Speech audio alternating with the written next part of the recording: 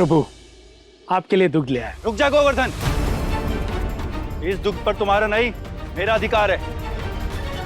क्या तुम भूल गए कि गाय के अगला वाला भाग तुम्हारा और पिछला वाला भाग मेरा है? फिर क्यों तुमने गाय के पिछले भाग से दुग्ध निकाला? भ्राताश्री, एक दिन निकाल लिया तो क्या हो गया? मुझे ये दुग्ध अपने अतिथियों को पिलाने दीजिए। ये हमारे लिए मंदिर की नींव खोद रहे हैं। तू इनसे मंदिर की नींव खुदवा या भवन का चबूतरा बनवा, इन्हें मेरे हिस्से से कुछ भी नहीं मिल सकता। चला दे मेरे हिस्से का दुग्ध।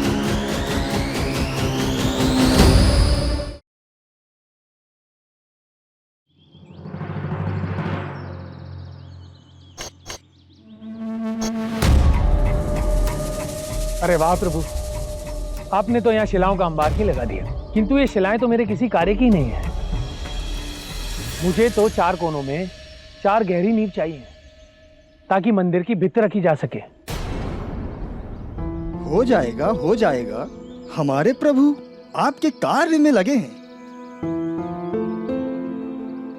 मैं जानता हूं आप जैसे महानुभाव कार्य में लगे हैं तो कार्य तो अवश्य ही हो जाएगा, और आपने मुझे वचन भी तो दिया है। इसीलिए प्रभु की सेवा के लिए अपने साथ कंबल लाया हूं ताकि छांव कर सकूं। नहीं नहीं महोदय, आप रहने दीजिए। ये कम्बल आप मुझे दे दीजिए, प्रभु को मैं छाव कर देता हूँ। लीजिए लीजिए, अच्छे से छांव कीजिएगा ताकि मेरा कार्य शीघ्र हो जाए।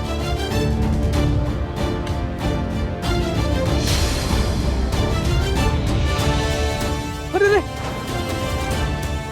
ये क्या किया आपने? आपने तो कंबल मैली कर दी। अब मेरे भ्राता मुझे नहीं छोड़ेंगे।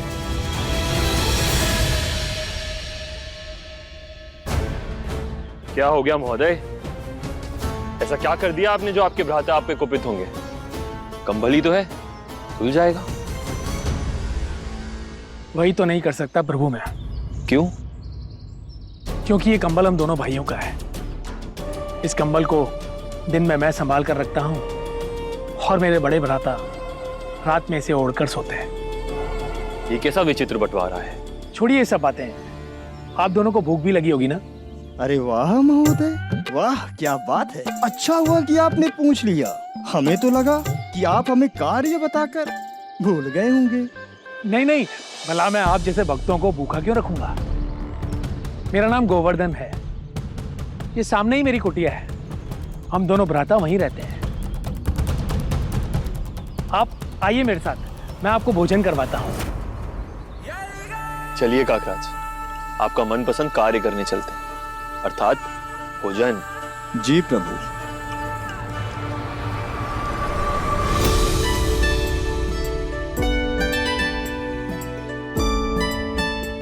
आइए प्रभु, विराजिए। मैं आप दोनों के लिए भोजन लेकर आता हूँ। जी। किसको लाकर मेरे आंगन में बैठाया तुमने गोवर्धन? धीरे बोलिए भ्राताश्री, ये मेरे अतिथि हैं, मेरे साथी हैं। ये अतिथि हो या कहीं के महाराज, ये तुम जानो, किंतु ये मत भूलो कुटिया का वो आधा आंगन जहाँ वो बैठे हैं वो मेरे भाग का है। भ्राताश्री, वो कौन से यहाँ जीवन भर बैठने वाले हैं? भोजन करके अभी चले जाएंगे।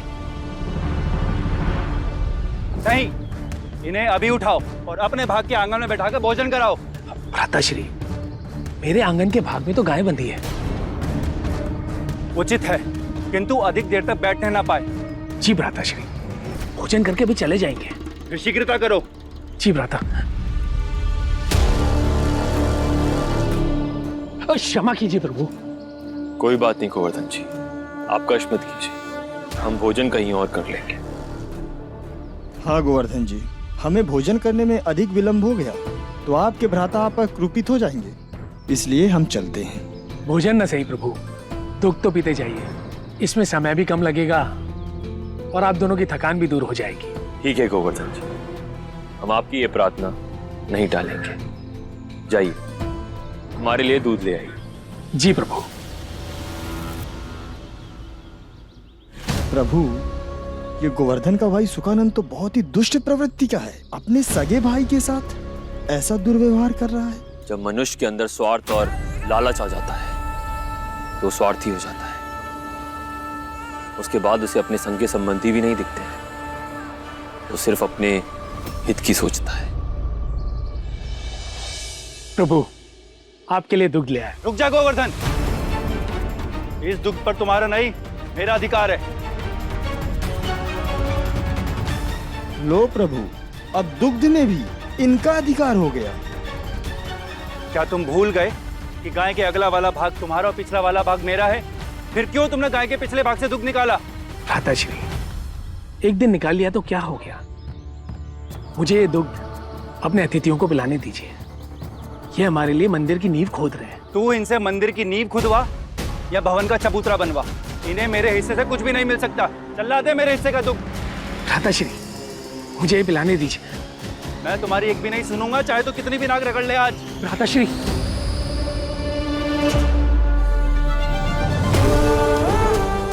मेरी माता की अंतिम इच्छा थी कि मैं यहाँ भगवान नारायण का एक मंदिर बनाऊं और अपने घर के गाय की दूध से प्रतिदिन भगवान का अभिषेक करूं।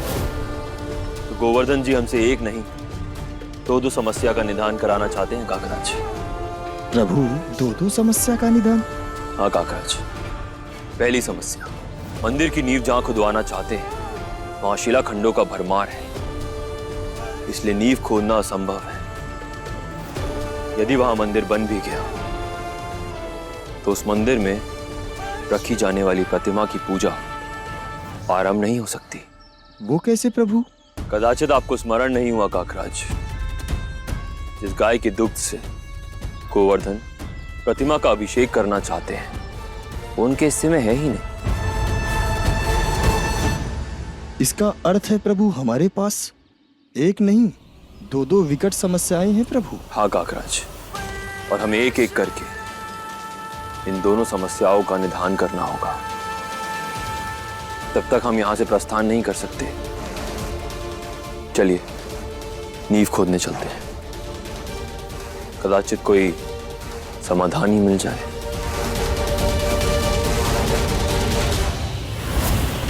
अब तो आपको ज्ञात हो चुका होगा परशुराम, या आपके पास एक नहीं अभी तो दो समस्याएं हैं और दोनों से पार पाना अत्यंत ही कठिन है। अब आप अपने 7वें बाण तक कभी नहीं पहुंच पाएंगे परशुराम।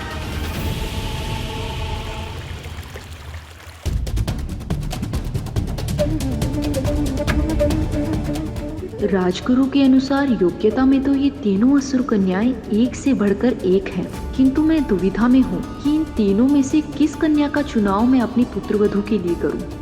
अब शीघ्र मुझे किसी एक कन्या का चुनाव तो करना ही होगा ताकि मैं उस मंदोदरी से अपने पुत्र लंकेश का पीछा छुड़वा सकूं। महारानी मंदोदरी की जय हो। महारानी मंदोदरी की जय हो। लंका में मंदोदरी की जय जयकार? ये कैसे संभव है? असंभव कुछ भी नहीं होता राजमाता। आपकी पुत्र वधू मंदोदरी आपको प्रणाम करती है।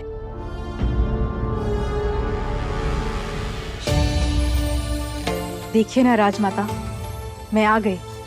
उस दिन आपने अपना परिचय नहीं दिया था, किंतु आज मैं आपको अपना परिचय दूंगी। मैं लंकापति रावण की पत्नी मंदोदरी आपको पुनः प्रणाम करती हूँ।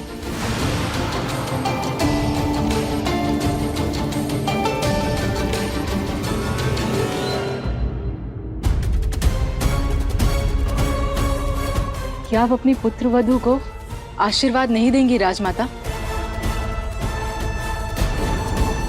जिस लंका की राजमाता का आशीर्वाद तुम प्राप्त करना चाहती हो वो तुम्हें कदापि नहीं मिल सकता। और हाँ, तुम यहाँ आए ही क्यों हो? मैंने तो तुम्हें कोई न्योता नहीं भेजा। अपने ही घर आने के लिए भला न्योते की क्या आवश्यकता? तुम्हें ये भ्रम कैसे हो गया मंदोदरी कि ये घर तुम्हारा है? क्या पुत्र वधू का अधिकार उसके पति के घर पर नहीं होता राजमाता? अवश्य होता है, किंतु वो पुत्र वधू जिसे मैं चुन के लाने वाली हूँ।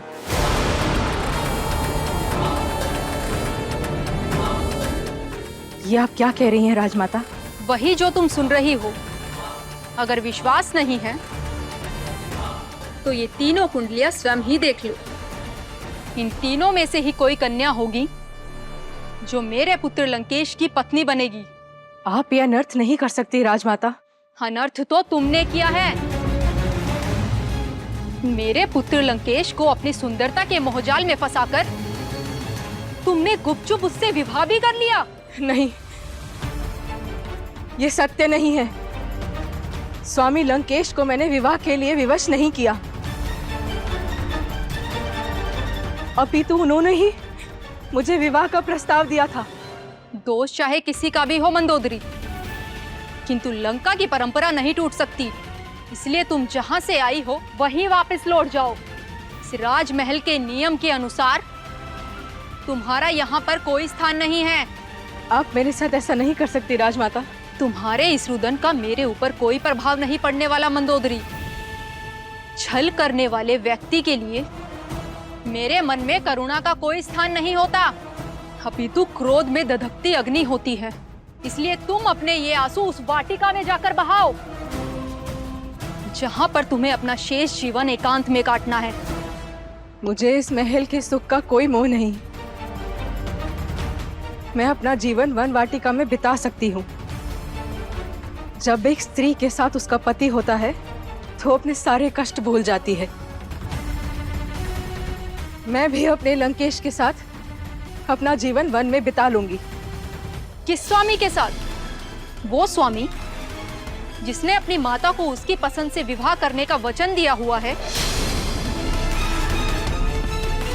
नहीं, ऐसा नहीं हो सकता। स्वामी लंकेश ने मुझे वचन दिया था, मेरी मृत्यु के पश्चात भी वो पुनः किसी अन्य से विवाह नहीं करेंगे। अपनी माता के अतिरिक्त मेरा पुत्र जिस किसी को भी वचन देता है वो प्रायः टूट ही जाता है। अगर विश्वास न होना तो जाकर पूछ लो उस लंकेश से। नहीं, ऐसा कदापि नहीं हो सकता।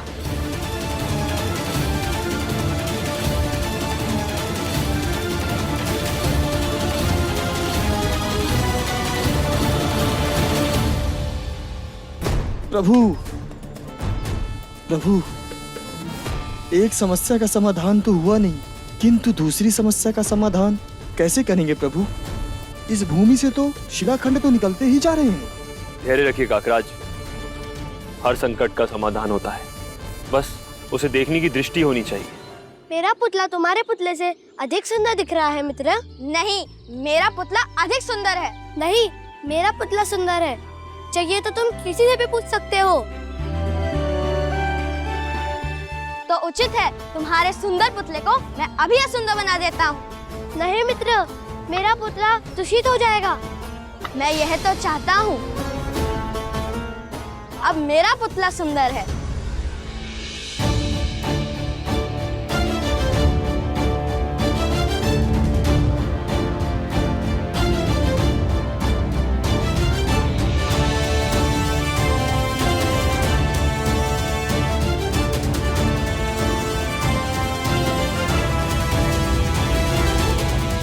प्रभु, इन बालकों की बाल्यावस्था बड़ी ही नटखट होती है, किंतु वो धनवान बालक उस निर्बल बालक के साथ कितना दुर्व्यवहार कर रहा है। उसने इसका पुतला ही तोड़ दिया। हाँ काकराज,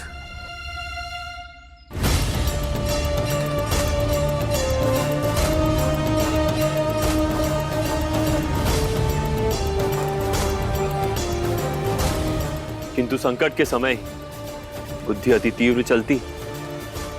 देखिए,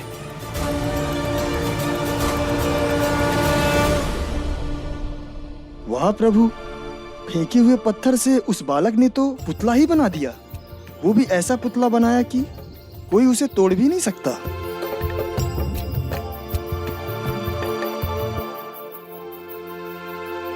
काकराज, मुझे इस मंदिर बनाने की युक्ति आ गई है। आप बस तीव्रता के साथ कार्य करने के लिए तैयार हो जाइए।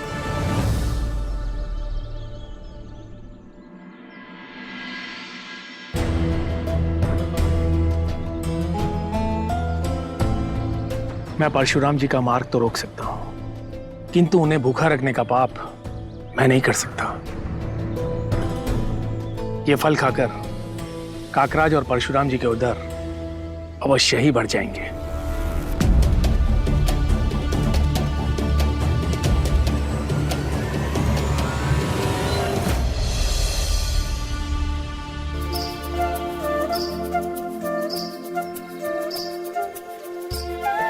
प्रभु, आपने तो बिना नींव खोदे ही मंदिर बना दिया।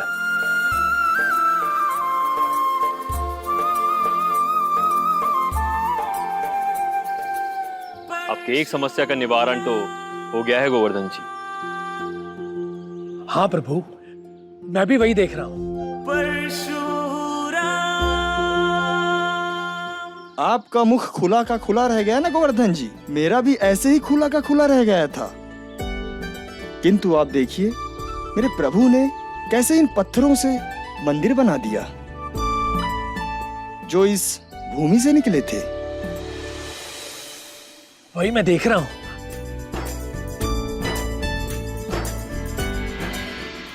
युक्ति तो अद्भुत लगाई है आपके शिष्य परशुराम ने।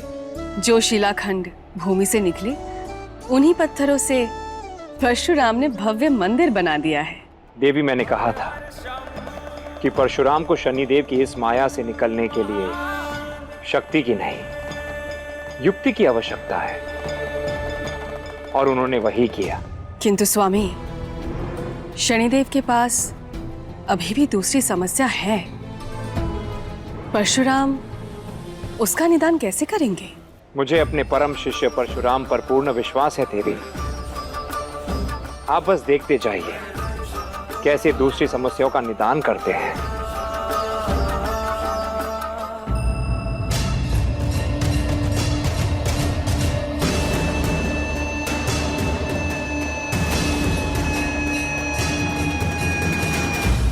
मुझे लगा था परशुराम इस समस्या से निकल ही नहीं पाएंगे, किंतु इन्होंने तो अपनी बुद्धि से मुझे ही परास्त कर दिया।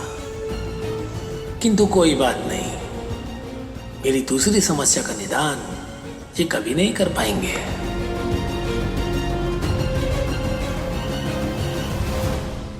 क्या सोच रहे हैं गोवर्धन जी? यही प्रभु की मंदिर तो बन गया है, किंतु मंदिर की प्रतिमा पर मुझे अपनी गाय के दूध से अभिषेक करना है। और आपको तो ज्ञात ही है कि गाय मेरे भाग में होकर भी मेरी नहीं है। दुखी ना हो गोवर्धन जी, इस समस्या का समाधान भी अवश्य मिल जाएगा। और मुझे तो कहीं ना कहीं लगता है कि इस समस्या का समाधान आप दोनों भाइयों के विचित्र बंटवारे में ही कहीं निहित है।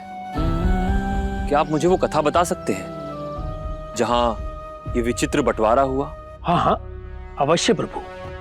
जब हमारे पिता जीवित थे तब घर की प्रत्येक वस्तु पर हम दोनों भ्राताओं का समान अधिकार था। हम दोनों भ्राता प्रेम पूर्वक एक साथ जीवन व्यतीत करते थे। किंतु एक समय मैं किसी कार्य से गांव से बाहर था। कुछ दिनों पश्चात जब मैं लौटकर आया तब मुझे पता चला कि हमारे पिता की मृत्यु हो चुकी है। मुझे पिता के ना रहने का बहुत दुख था, किंतु उससे भी अधिक दुख तब हुआ जब मुझे ज्ञात हुआ कि हम दोनों भाइयों में बंटवारा भी हो चुका था। उस दिन मेरे बड़े भ्राता ने अश्रु बहाते हुए मुझे प्रेम पूर्वक समझाते हुए कहा कि अब और विलाप ना करो गोवर्धन, चुप हो जाओ। पिताजी नहीं रहे तो क्या हुआ, मैं हूं ना तुम्हारा बड़ा भ्राता, मैं तुम्हारा सदैव ध्यान रखूंगा। हाँ भ्राता, अब से आप ही मेरे पिता हैं, आप ही मेरी माता। मैं आपका आदेश, पिता का आदेश मानकर सदैव पालन करता रहूंगा। आओ अनुज, आओ बैठो।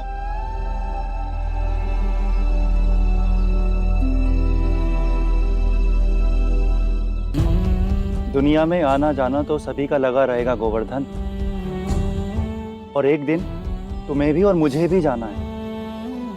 किंतु जब तक जीवन है इसे प्रेम से बिताना होगा,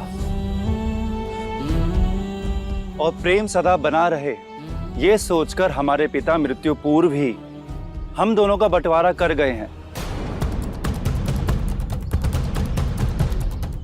बंटवारा?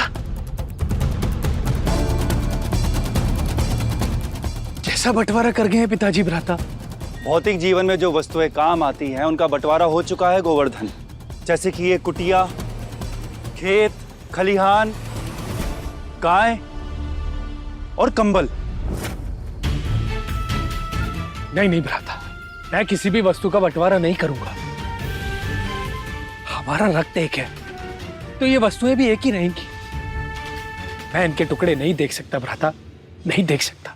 देखना तो मैं भी नहीं चाहता था गोवर्धन, और पिताजी को मैंने बहुत समझाया भी, किंतु वो नहीं माने। अंतिम सांस निकलने से पहले उन्होंने मुझे ये आदेश दिया कि खलिहान तुम्हारे होंगे किंतु खेत मेरे।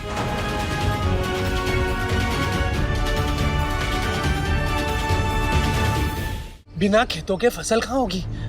ऐसे में तो खलिहान खाली रह जाएंगे ना।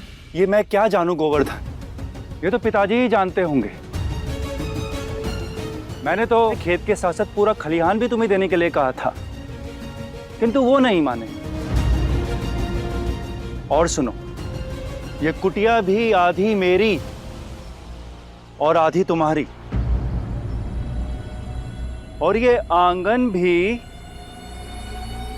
आधा मेरा और आधा तुम्हारा। उसी प्रकार ये गाय भी आधी तुम्हारी और आधी मेरी।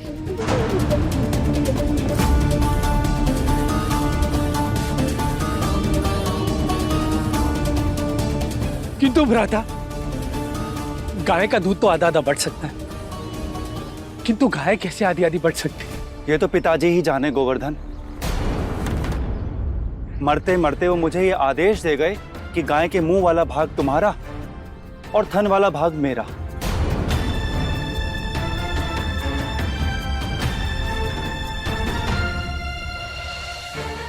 क्या? और क्या बताऊं, ये कंबल भी आधा आधा दे गए हैं। तो क्या अब इस कंबल के भी 2 टुकड़े करने होंगे? नहीं नहीं, ये तो साबुत ही रहने वाला है। रात्रि में मैं इसे ओढ़कर सोऊंगा और दिन में तुम इसे अपने पास रखोगे।